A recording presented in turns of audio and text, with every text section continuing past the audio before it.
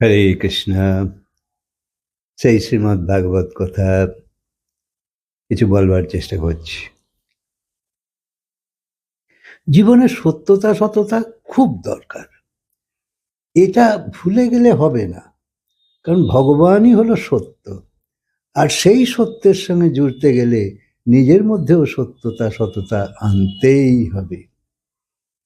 কারণ সত্যবাদী নিজের ভালো করবার জন্যেই সত্যবাদী হয়, নাহলে সংসারে সত্যবাদী হলে তুমি পারবে না, অথবা তোমার অভ্যেসই নেই সেরাম হবার। কারণ কপট আমাদের সঙ্গে জুড়ে আছে।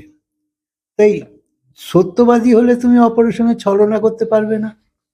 বিবেকে লাগবে, বিবেক বড় জিনিস, যে তোমায় রক্ষা করে। তুমি কার সঙ্গে ধোঁকাবাজি করতে পারবে না, মন কিরাম কিরাম হবে, 2 নম্বরই করতে পারবে না। তাই নাম হয়েছে সত্যনারায়ণ। কারণ সত্যই হলো ঈশ্বর, সত্যই শিব, সেই কল্যাণকারী। আর যে কল্যাণ করতে পারে সেই সুন্দর হয়। কারোর বাইরের সৌন্দর্যে যদি ফাঁসো তো তোমার অকল্যাণ হবেই হবে। তাই শিবই সুন্দর, সত্যই সুন্দর। ভাগবতের গুরুর প্রথমেই বলা হয়েছে সত্যম পরম ধীমহি। 3 তাপ থেকে বাঁচবার জন্যে সত্যের আরাধনা করো। এছাড়া কোনোভাবে তুমি তোমার নিজের দুঃখ কষ্ট জ্বালা যন্ত্রণা অশান্তিকে তাড়াতে পারবে না। অনন্ত জন্ম আরো চেষ্টা করলেও পারবে না। এই 3 তাপকে হাঁটাতে গেলে সত্যের সঙ্গে জুড়তেই হবে। আজকাল মিথ্যার প্রচলন তো বেশি, আর মিথ্যাকে বিশ্বাসও করে চলেছে সবাই। যেমন ধরো, মাসে একবার সত্যনারায়ণ পুজো হয়তো করছো, কিন্তু মিথ্যা তো রোজ বলছো। কিন্তু সত্যের সঙ্গে আছো মানে নারায়ণ তোমার সঙ্গে আছে। ভগবান আমাদের বিশ্বাস, আমাদের প্রেম পাবার জন্যে কত কিছু করে চলেছে, যাতে আমি যোগ্য ভগবানের সন্তান হই। দেখো, সেরকম না হলে তুমি ভগবানের সঙ্গে কি করে মিশবে? তুমি কি খারাপ লোকের সঙ্গে মিশতে চাও? যেমন সূর্যের রশ্মির মধ্যে তাপ দিচ্ছে, আবার রাত্রে চন্দ্রের চাঁদনি, সেও কত মধুর। আমাদের জন্যেই তো এই পৃথিবী বানিয়েছে, আমাদের জন্যেই তো বর্ষার মাধ্যমে জল দিচ্ছে, কত ফুল, কত ফল, কত সবজি, কত কিছু আমাদের জন্যে। এই সমস্ত কিছু সে আমাদের দিয়ে বলছে যে, হে জীব সকল, আমি তোমায় ভালোবাসি, তাই তোমার সেবায় আমি নিরন্তর লেগে আছি। প্রতি ঋতু পরিবর্তন হচ্ছে, তোমার খাবারও কত সুন্দর সুন্দর ভগবান দিচ্ছে। এই এই সিজনে এই ফল, এই সিজনে এই ফল, এই সিজনে এই ফল, তুমি কত রকম স্বাদ পাচ্ছ।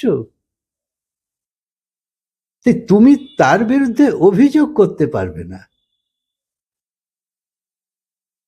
কিন্তু সেও তোমার বিরুদ্ধে অভিযোগ করে না। সে ভেতরে ভেতরে দুঃখী হয় যে তোমরা কেন এত খারাপভাবে জীবনযাপন করছো। শ্বাসের মাধ্যমে তোমার সঙ্গে তো সবসময় সেই আছে।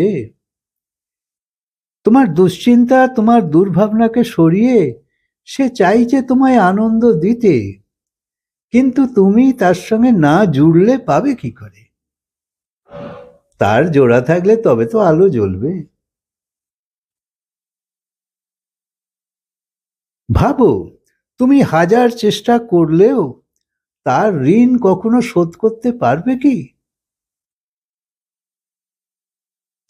সত্যি কথা তো এটাই যে পরমাত্মা 24 ঘন্টা আমাদের ভজনই করছে, নিরন্তর সেবায় লেগে আছে। যে জগৎ পিতা, যে পালনকর্তা, সে তার কর্তব্য থেকে এক ক্ষণও সরছে না, সেই পালনকর্তা। তবু তোমার কাছে সে অবহেলিত। সংসারের বাচ্চাদের শেখাচ্ছ যে ওকে থ্যাংক ইউ বলো, কিন্তু ভগবানকে একটা থ্যাংক ইউও তুমি বলো না। বাচ্চাকে শেখালেও নিজে ভুলে গেছো। তোমার চালাকি, তোমার বেইমানি তোমাকে খারাপ করে রেখেছে। আর নিজের শোধন না করলে ঠিক ঠিক সুখ শান্তি তুমি কি করে পাবে বলো? নিজেই ভেবে দেখো। তোমার স্মৃতি, তুমি যখন শুভকর্ম ধর্মকর্ম করছো, তখন কেউ না হোক ভগবান প্রসন্ন হয়। সে তো অন্তর্যামী, সে তোমাকে আরো প্রলুব্ধ করে এরম কর্ম করো, আরো নিজেকে পরিশোধনে লেগে যাও। ভগবান ভাবছে যে একে তো মানুষ মানুষ বানিয়েছি, এ একজন সুন্দর মানুষ হয়ে কর্ম করলে কত ভালো। আর যখন তোমার দ্বারা মন্দ রুচির কর্ম হচ্ছে, ধর্মবিরুদ্ধ কর্ম হচ্ছে, পাপ করছো, তো ভগবান তো দুঃখী হবেই, খুব স্বাভাবিক। সে ভাবছে কেন নরক যাবার তৈয়ারি করছে, একে বুদ্ধি একদম দিইনি তা তো নয়। খারাপ কর্মের খারাপ ফল সে তো যে কেউ জানে।